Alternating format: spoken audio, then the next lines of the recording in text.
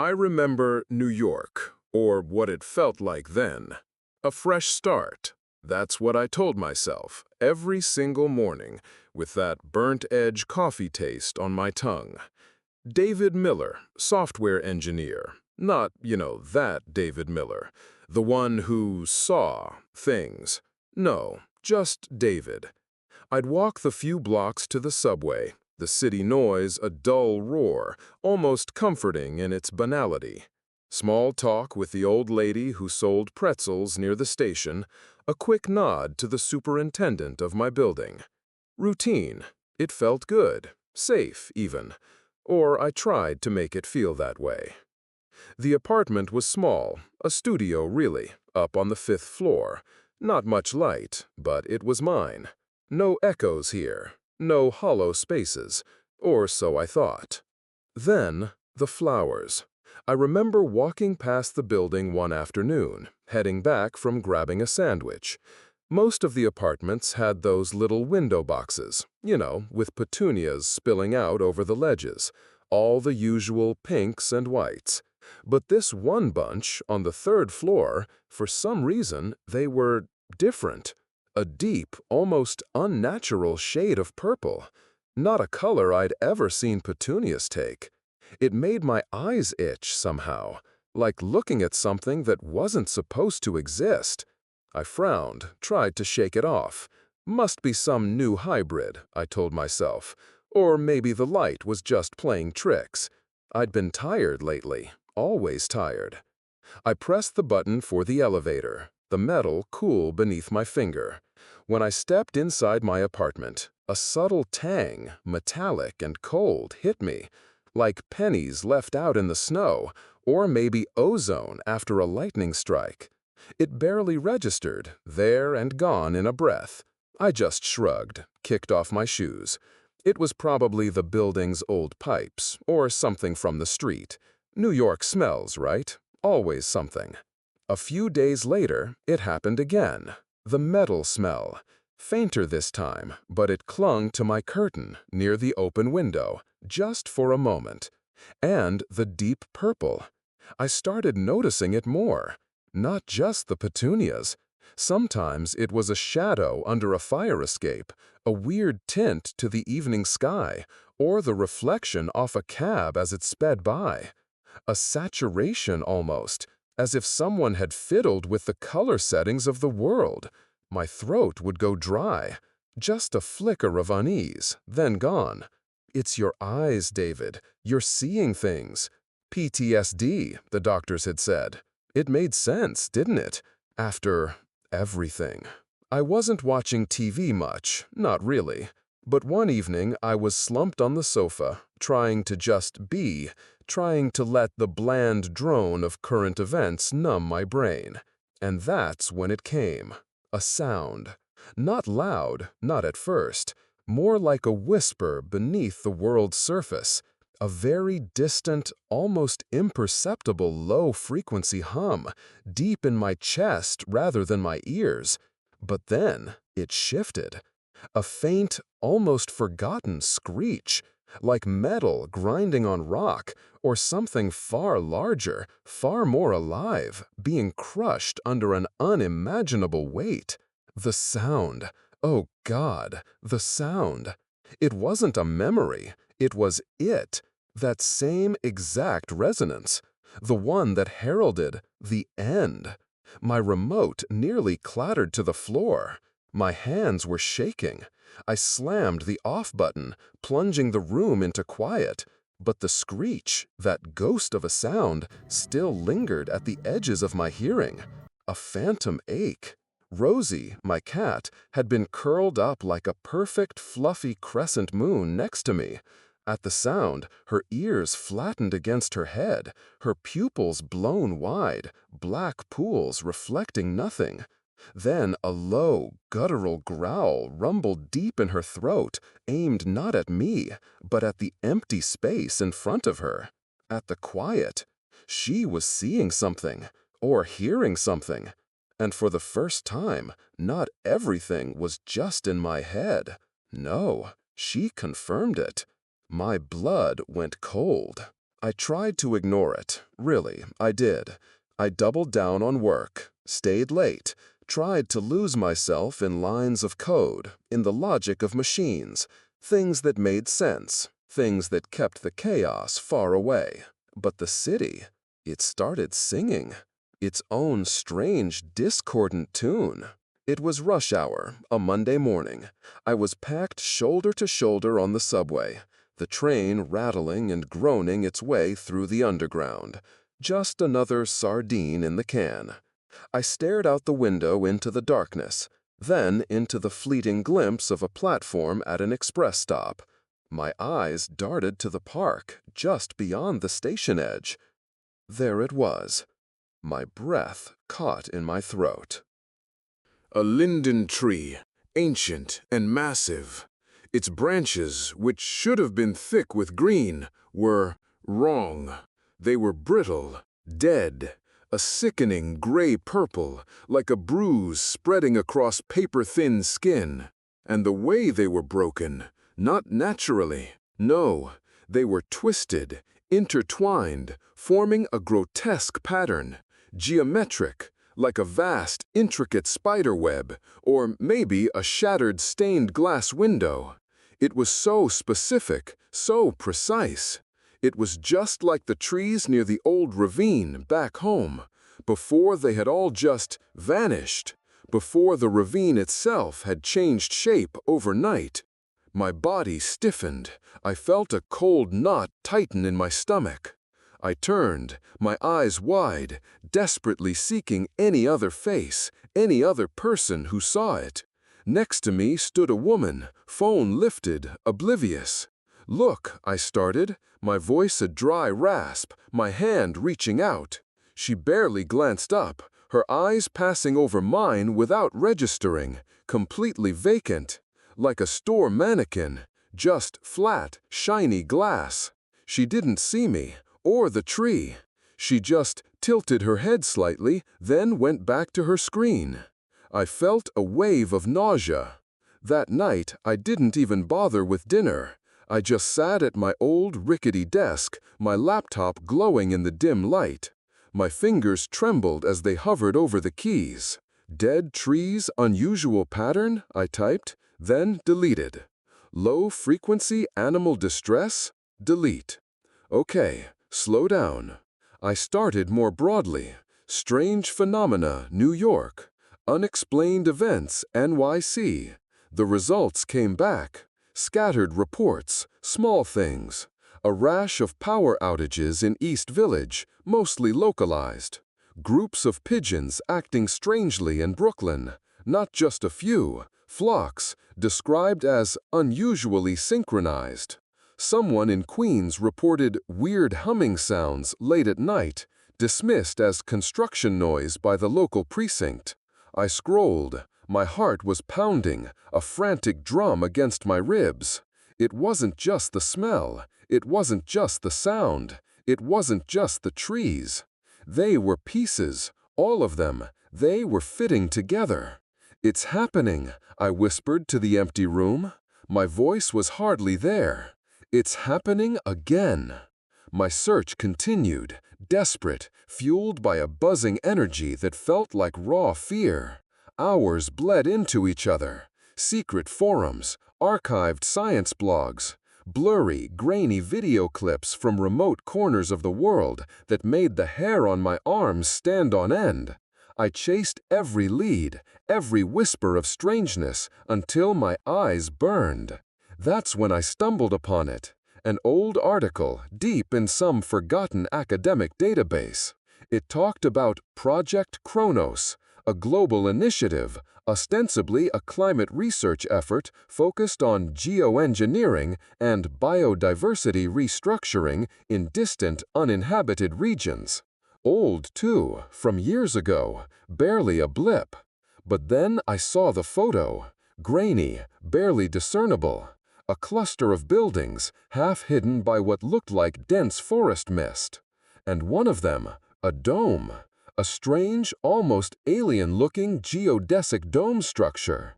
Its lines were too perfect, too unnatural. I stared. My fingers were white where they gripped the mouse. That dome, I'd seen it before. Not in real life, but on a very old, faded topographical map of my childhood home, tucked away in my grandfather's attic. A place marked simply as Research Outpost Alpha, long before everyone knew about it. A place that just disappeared off every map after the incident. No way, I muttered, the words catching in my throat. It was impossible. But the image, the shape, the impossible angles, it was identical. My breath hitched. This wasn't some isolated horror. It was planned, and it was bigger. The city, though, it was still moving, still breathing, completely unaware. I watched from my window, the streetlights casting long, indifferent shadows. The night was just swallowing the last hint of the strange purple afterglow when it started. Thousands of pigeons, literally thousands. They erupted from the rooftops and ledges of the surrounding buildings, a deafening explosion of gray wings and frantic cooing. They didn't scatter, they didn't fly erratically. No, they moved as one, a single, enormous, writhing mass that began to ascend into the Manhattan skyline. And then it started to contort, not in a random flocking pattern, but in a precise, almost horrifyingly deliberate manner. A vast, spiraling vortex of feathers and frantic eyes, a perfect, ever-tightening geometric spiral against the inky black of the night sky. The sound. It wasn't just the mundane flapping of wings. It was a dry, rustling hiss, like countless pages of an ancient book being torn and crumpled, interspersed with that faint, distant screech, now louder, echoing from the vortex itself. A sound that tore at my sanity. The same sound that had preceded the collapse of the world I knew. I felt myself rooted to the spot, a cold dread seeping into my very bones. This was it. This was the overture. I tried to scream, to point, to grab someone, anyone. "Look!" I rasped, my voice barely audible above the rising, sickening whoosh of the birdstorm. "Look at it!" People rushed past me on the busy sidewalk, commuters, tourists, businessmen. They dodged me, a human obstacle in their path. Not a single head tilted upward, not a single voice cried out. A young woman, engrossed in her phone, bumped hard into my shoulder. She looked up, startled, but her eyes held that same blank, far-off stare I'd seen on the subway. Utterly without light, vacant. "Sorry," she mumbled, the word flat, expressionless, like a recorded message. Then she just moved on, dissolving into the stream of oblivious humanity. I stood there, frozen, the vast, spiraling avian horror twisting above me, unnoticed. I wasn't just seeing things. I wasn't going crazy. The horrors were real, and I wasn't the only one seeing them. They just weren't looking. Or maybe they couldn't look. I was the only witness, the only one left to understand. A wave of profound, isolating terror washed over me. I spent the rest of the night hunched over my laptop, the screen a stark beacon in the gloom. Forums, leaked documents, blurry images from Siberia. Photos of dead trees, their branches twisted into the same intricate, geometric patterns. Not just isolated incidents, across continents. Another older image, this one from the Gobi Desert, then deep in the Amazon. Always the same unnerving pattern. And then, there it was again. Tucked beneath an ancient satellite image of a vast, unpopulated stretch of Siberian wilderness, showing a forest completely decimated. The ground littered with those twisted, gray-purple trees. A single, anonymous comment, buried deep in the metadata. The Kronos Protocol has begun. My breath hitched, my entire body trembled. New York was not an isolated incident. My hometown was not an anomaly. This wasn't a natural disaster. It was a test, a rehearsal, and the real show, whatever it was just starting. It's funny, the things you notice when you're really looking. Not just seeing, but looking. My old life, before everything, it was just a blur. Now, it's like my brain has a filter. Everything feels sharpened, distorted, and I hate it. I really do. I was on the bus, crammed in like everyone else. Just another Tuesday morning, or a Wednesday, I don't even remember now. The city was already baking, a real pressure cooker day. I found a seat, a real stroke of luck, squeezed between a woman with bright pink hair and a man who smelled faintly of old newspapers. The vinyl on the seat, it was warm, cracked in places, but it felt warm. Much too warm. Like someone had been sitting there for hours, radiating heat. I shifted, tried to get comfortable, but that warmth, it crawled up my leg.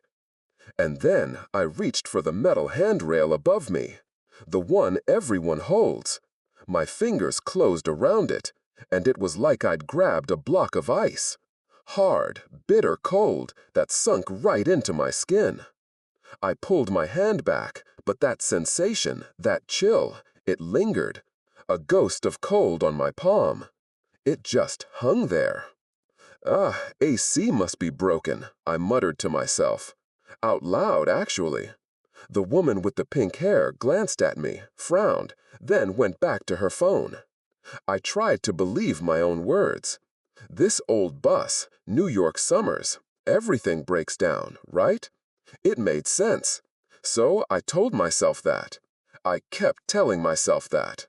Later, at the office, the air felt thick. Not just the usual stale office air, but something else. It was tense. I walked past Sarah's cubicle, the one who always had her desk perfectly neat, little pictures of her cats taped to her monitor. She was yelling, really yelling. Not her, not usually. Her voice was too high, sharp, like a siren. All about a typo in some report, a number, a single digit. A small thing. But her face was flushed, her jaw tight. Her usual calm demeanor, it was just gone. "Hey, Sarah," I tried, stepping closer. Everything okay? She turned, eyes wide, a little too wide, actually. They looked glazed over, like polished stones. "You don't understand, David," she said. Her voice was still tight, but her lips barely moved. Not normal. "It's all just numbers." She said it again, like a mantra. "Just numbers, all just numbers." 3 times, slow, hollow. Her mouth stayed mostly still, like someone else was doing the talking. It was the lack of movement, the way her eyes didn't quite focus on me, that made my stomach churn. Steve, from the next cubicle, he was usually pretty upbeat, joking about the Mets. Now he was hunched over his keyboard, staring, just staring. And on his left wrist, just peeking out from under his shirt cuff, I saw it. A spot, gray-purple, like a bruise that had gone bad, but too perfect, too round. And his eyes, they had that same flat look. Not like Sarah's anger, but a kind of deep, deep indifference. A chill ran down my spine. Not cold, not exactly. More like someone had taken the air out of the room. It just felt wrong. All of it. The bus, Sarah, Steve. It wasn't just the weird color shifts, or the smells, or the sounds anymore. Something was getting inside people too. Inside us. I took a deep breath, trying to push down the rising panic, but that metallic tang, light as a ghost, touched my tongue again. I left early that day. A meeting got canceled. No reason, just canceled, like things often are these days. I started walking home, just needing air, needing to clear my head. Maybe it was the heat. Maybe I really was just frayed around the edges. See, the thing is, you try to rationalize. You have to, or else. I walked past this old parking lot, mostly empty, just a few beat-up cars baking in the sun. And then I saw them. Dogs. Not just a few strays, though you see plenty of those in the city. No, this was a pack, maybe 20 of them, and they were clustered right in the middle, tight, like one big, breathing, mangy thing. They weren't barking, no growling, just moving, slowly, together. A ripple went through them, a single tremor, and their heads tilted, all at once. Their eyes. God, their eyes. They weren't looking at anything, just dull, milky. And that something behind them, something that wasn't there, but it was. Pure, absolute terror. Then one of them, a small terrier mix, just detached, broke away from the cluster, didn't run, didn't yelp, just lumbered, straight for the concrete wall at the edge of the lot. And then it just slammed itself, full force, a sickening thud that sent a jolt right through me. The dog dropped like a stone, just like the animals back home. The rabid look in their eyes, the way they just give up, or worse, before everything really fell apart, before the ravens had started tearing each other apart right on the main street. My hand was already fumbling for my phone. I had to record this. Someone had to see it. Someone. A patrol car, NYPD, drove by, slowed a little. The officers inside, they looked, they saw. I swear they did. Right at the pack of dogs, right at the one slumped against the wall. And then they just drove on. Didn't even flash their lights, just continued their patrol. Like it was nothing. Like a dead dog, broken in a parking lot by its own will, was just normal. I didn't wait around. I ran, not full out, but close. My apartment, my laptop, that's all that felt real now. My heart was thudding against my ribs, a raw, frantic beat. I tried to upload the video. The connection dropped, again and again, just kept cutting out. It was a joke, a sick, cruel joke. This whole thing, the colors getting weird, the smells, the sounds, and now the animals and the people. It wasn't just signs anymore, not just little things to push aside, to write off as stress or bad luck. This was happening faster, too fast, and it had a rhythm, a sequence. "This is a rehearsal," I whispered to the empty room. My voice was a dry rasp, an accelerated rehearsal. My fingers flew across the keyboard, typing faster than I thought possible, trying to gather all the tangled threads of information I'd been hoarding. The strange weather reports, the clustered insect sightings, the oddly geometric tree patterns from Siberia, they were all pieces of something bigger. I remembered the order of things back home. The strange smell first, then the plants, the animals, and then the people. Oh God, the people. "They're readying for the finale," I choked out, fear clogging my throat. The screen flickered then. Not the internet connection, but the display itself. A flash of static, like an old TV trying to find a signal. And then, the screen just changed. It opened a new browser window on its own. There, clear as day, was a logo, white, stark. Project Kronos. It wasn't the grainy image I dug up anymore. This was crisp, too crisp. The page itself was full of corporate boilerplate, graphs about climate resilience and advanced biological solutions. But I knew better now. I scrolled down, my mouse almost slipping from my sweaty grasp. I knew where to look, in the source code. Hidden, buried deep, were fragments of text, not comments, instructions, selective protocols, existential adaptation, words that chilled me to the bone. This wasn't about saving the planet. This was about changing it, changing us. I pushed my chair back, the old wood groaning under the sudden movement.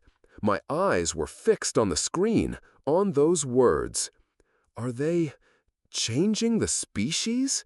I asked. Another whisper, too faint for anyone to hear, too terrifying for anyone to want to. I pulled away, physically recoiling from the glowing screen. They're the masters of this nightmare. The realization hit me like a physical blow. They weren't just observing, they were doing. I tried to get into some secret database I'd found mentioned in one of the forums. A public library seemed like the safest bet. Less tracking, maybe. I sat there, hunched over the keyboard, trying to make the encrypted login work. My fingers were shaking, but I forced myself to focus. I typed, deleted, typed again. The screen shimmered then, and a message flashed across it, red on black. Kronos Security Protocol activated. Right then, I felt it. A pressure. Heavy. In the air. Like the whole library was shrinking, tightening around me. My ears popped. And then, a sound. Slow. Deep. A groan. Not from the building settling, not pipes, from the walls. From everywhere. A sound that vibrated right through my bones, making my teeth ache. The fluorescent lights overhead started to blink, one by one. A slow, sickening chain reaction.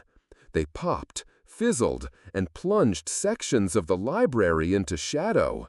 People looked up, shook their heads. A few muttered about the old wiring, city infrastructure. No one screamed. No one ran. They just looked confused. A woman, old, with gray hair in a bun, was reading a paperback near one of the dying lights.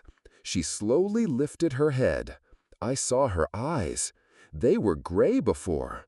Now they were shifting. Just a bare hint of that same ugly purple creeping into the irises. And then she smiled. A slow, wide smile. Too wide, stretching her mouth in a way that just wasn't human. Not right. Her eyes, still shifting, locked onto mine. Pure, frozen horror. It shot through me, hot and cold at once. I clutched the USB drive I had just managed to jam into the port, praying the data transfer had actually gone through. I didn't wait. I didn't think. I scrambled out of the chair, knocking it over with a loud clatter. I ran, past rows of dusty books, past confused faces, past that woman with the stretched smile. The groan of the walls, it followed me. It echoed in my skull. I didn't look back, but I felt it. The darkness, spreading out behind me, swallowing the rows of shelves, the silence thickening in its wake. I ended up in an abandoned apartment down in the meatpacking district. The air was thick with the smell of dust and decay, but it felt safer than anywhere else right now. I was gasping, leaning against a graffiti-covered wall, my legs trembling. What had I downloaded? What had I seen? I plugged the USB into my ancient laptop. The files popped up. Not just general data. This was a map. New York City laid out like a blueprint, marked with hundreds of tiny glowing red dots, activation points, target zones, and I knew them. That park where I'd seen the petunias, the street where the pigeons had spiraled, the parking lot with the dogs, all of them, there. Each marked dot had a date and time beside it, a full chronology. A schedule. The next day. Tomorrow. A massive red circle glowed in the heart of Manhattan, a skyscraper, right in the center. Underneath it, a blinking line of text, stark against the dark map. Phase 2. Systemic transformation begins. Initiate Delta 9 protocol at Kronos Tower. Kronos Tower, of course. It was all laid out. A ticking clock. And I had witnessed the start of it. All of